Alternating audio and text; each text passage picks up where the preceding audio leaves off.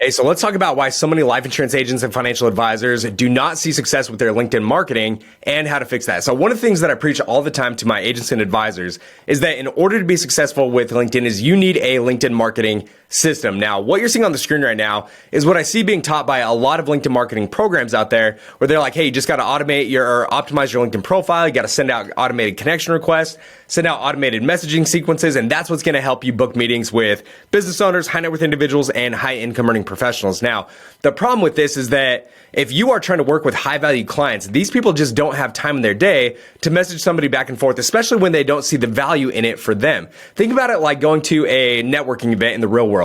If you were to simply walk up to somebody inside of a room, shake their hand and say, hey, I'm a life insurance agent. I can get you an IUL. I can help you retire tax free. I can get you a whole life policy. How many people are going to take you up on that offer? Not very many, right? You're going to come across too forward, too fast, and they're just like, whoa. Like, I'm not ready for this. So instead of doing that, what I want to do is make sure that I'm not just hoping to stumble across somebody that is in such financial pain that they're ready to move forward right away. So before I dive into the actual LinkedIn marketing system of this, I want to help you understand the 4 different phases of client acquisition. So the first stage is awareness, just simply helping somebody become aware of who you are, that you exist in the first place.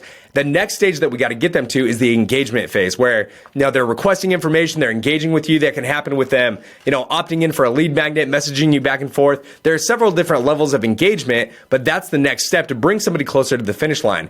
Now, the third step inside of here is what a lot of agents and advisors miss. It's the excitement phase. Just because I tell somebody that they can retire tax-free, that I can help them retire tax-free, it doesn't mean that that's going to automatically click with them to where they see the value or see why that's so beneficial to them. So the excitement phase is all about educating, indoctrinating, essentially nurturing somebody until they have that epiphany to where they understand why they need to meet with you. Now, the last phase, the conversion phase, that's all about the sales process, being able to sit down with somebody or hop on Zoom with somebody and to actually close that business, right? Be able to present effectively, pick up the check, submit the application, everything in between. Now, if you engineer this correctly, if there's the correct elements in the awareness, engagement, and excitement phase, that makes the conversion phase a lot simpler. So diving down into the actual LinkedIn marketing system, this is what we put together for all of our agents and advisors. Now, you'll notice that towards the beginning stage of this, we have a lot of the same elements that you saw above of, optimizing your LinkedIn profile. You want to be sending out connection requests on a daily basis.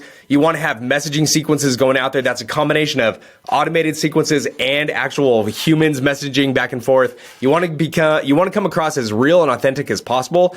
But notice that this is where things start to deviate. So instead of going in just saying, hey, I do X, Y, and Z, I can help you, do you want to meet? What I want to do is I want to start attracting people who are actually interested or are actually qualified for what I have to offer. So you'll notice that this is a value-based offer that I'm positioning in front of these prospects. Now, this value-based offer is going to center around what you do and how you can help somebody. It actually has to be valuable. It has to be something that somebody can take advantage of, and they're going to get value from that whether they work with you or not. But in the process of offering that value, you're going to start to attract people and get them to digitally raise their hand to say, hey, this is interesting to me, this is important to me, and it's at least valuable enough that I'm willing to part with my contact information for it.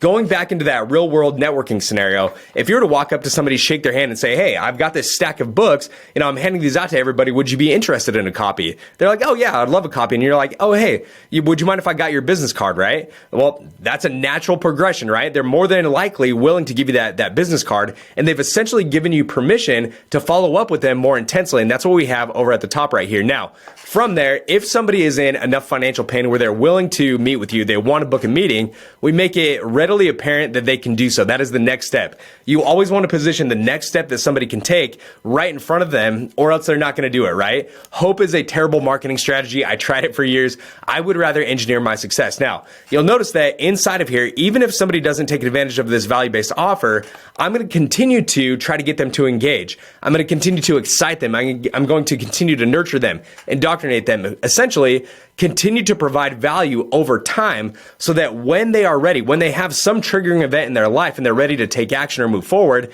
they're not hopping on Google to try to find the local retirement planning expert, the local life insurance expert, because you've been with them every single step along the way, providing value and positioning yourself as that subject matter expert. So this whole sequence right here spans over the course of about 12 to 13 months, give or take. Now, you may be thinking, oh man, that's a long time. But notice that inside of here, after we get, the initial messages or the follow-up phase, the rest of this is automated so that all of your prospects, all of your connections are getting nurtured and indoctrinated in the background and essentially getting excited to take action without you needing to handhold each prospect every single step along the way. We had a great case come through with one of our advisors a couple weeks ago where she connected with somebody on LinkedIn and sent out a series of message sequences. That person got into her long-term nurture sequence.